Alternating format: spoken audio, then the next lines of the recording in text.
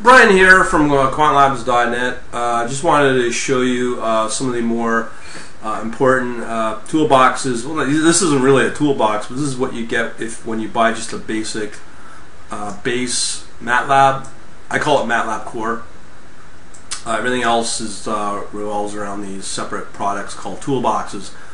But this is a standard Matlab functionality you get when you buy just the basic license for Matlab. So obviously it focuses on the basic math. So I'm going to walk you through this user guide, which just give you a feature set of what you can expect from from just the base Matlab.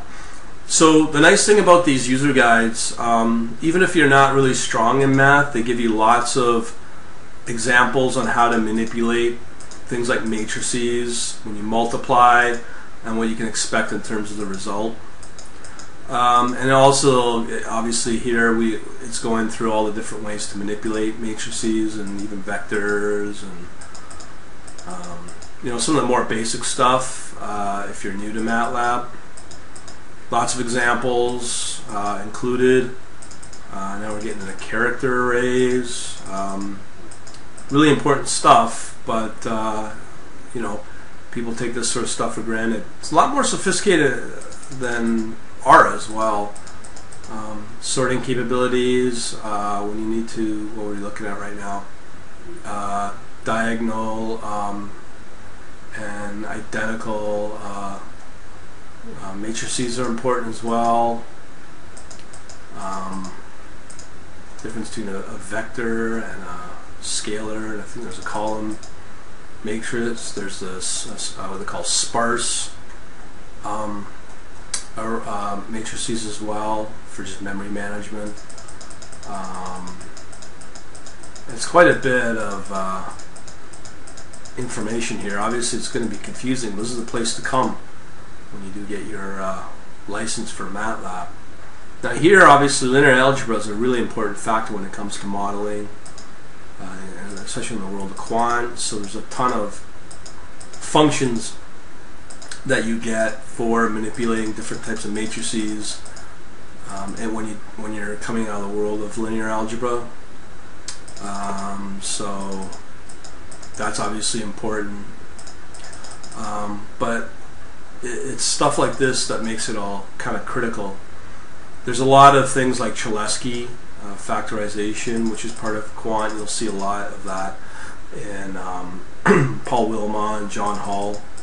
So even if you're really weak in that area, this is the place to come. Probably in my membership, I'll probably put together some examples coming out of this manual with the scripts, highlighting where to go to understand them more. Eigenvalues is another big one. Lots of eigenvalues and vectors. Random numbers is a pretty well standard, but you don't need to go into great detail with that one. This is good for when you're building out maybe a trading simulator or something, but you can get all that from the File Central over at MATLAB or MathWorks. If you need something like that, I've seen a couple of those examples, source code bases. Then we get into the matrices. Remember I mentioned the sparse matrices. This is good for memory management. They're big, but you can hold lots and lots and lots of data. So we got that. What else we got here? This is all new to me as well, up until about a week ago. But I quickly pick it all up because of these user guides. Then we get into more sophisticated type of when you do write algorithms, treat them as separate functions. As you can see, we get into curve fitting. Just so everybody knows that there is a special toolbox for curve fitting. I'll be covering that in the future.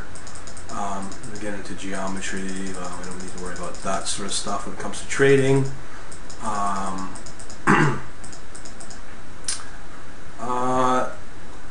These surface plots are important as well, but I don't think it applies to geometry.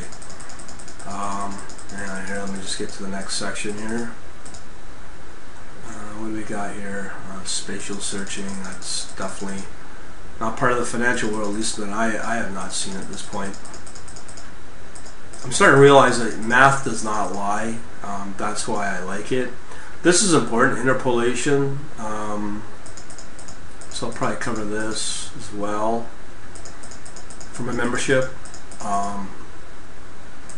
These types of movements are really good in analyzing the market, because obviously the market data is important, but using these type of analytical tools help to understand the market movements and be able to maybe factor in some kind of analysis out of this, maybe even build predictive models with this. That is basically, in my mind, the definition of quant, is exactly these type of tools where you are essentially the noise of the market is exactly that, but what quant does is analyzing the noise and trying to determine patterns. It's these type of things right here that help you do that. So for instance, in a surface plot, one thing I can tell you is right here, whether it's red, that means it's the highest point. So if you do, let's say, a heat map on some type of data, you can easily analyze where your most profitable opportunities are and build models out of that. And especially if you understand the rationale and why it's moving like that. I mean, there could be a number of reasons, but who knows? I think I might have skipped a section here. I hope not. Calculus, yes, I have skipped a section. Give me a second here. Looking for optimization. Now, optimization is another important section. Where am I looking here? Curve fitting. Yeah. Okay. Again, this is all pure math. So now we're getting into optimization. Very important stuff. There is an optimization toolbox. I'll be looking at that. This is just probably the higher level of optimization, but with specifically for the Matlab base. And as you can tell, it's very sophisticated already. Looking at all this stuff, and I'll be working with that. Function handlers, maybe. Obviously, calculus is an important part. When you start looking at Simulink, you'll be working with solvers as part of the process. So obviously, I have to put together some videos around that, which will probably be based out of things like this. There's other toolboxes that are specifically for